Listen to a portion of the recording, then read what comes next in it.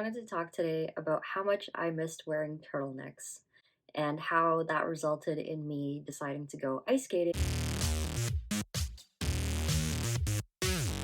I've been living in California now for a little while, and it's just way too hot to ever wear a turtleneck. And I recently just got two really cute ones from the Hudson Bay, and there haven't been any opportunities whatsoever to wear them.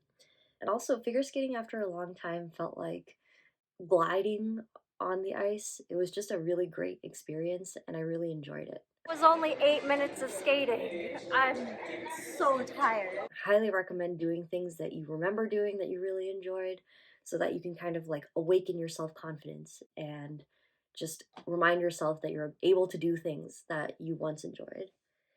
So that was a pretty exciting day. I got to the ice rink, realized that I needed to rent skates, which is fine, but then I forgot how to actually tie skates because it had been probably like 6 or 7 years since I had gotten figure skating.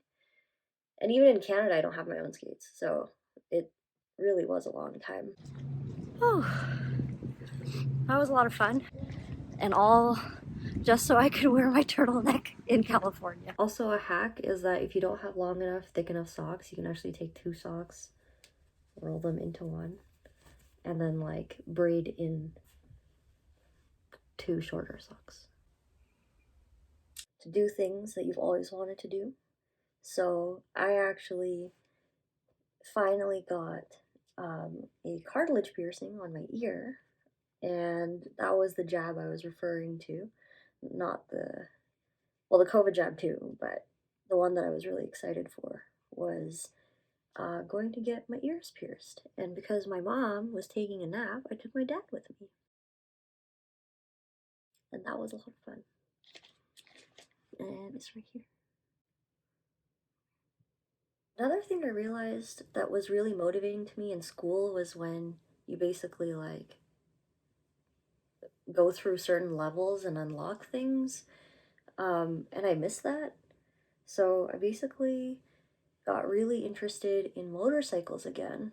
I mean, I was always interested in motorcycles because growing up in India, you kind of, everybody has one, but not so much in North America. But, you know, my family really likes them, and we went to a showroom to go see a couple different ones, and I got kind of like inspired to look into what it takes to get a motorcycle license. So even if I decide that I don't want to do it, I still actually want to take the permit test to be able to take a motorcycle class.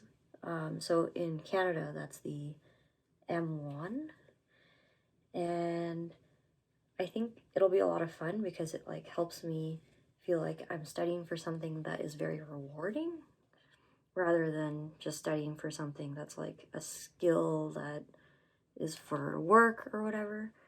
So I'm excited to try that. That'll be really cool.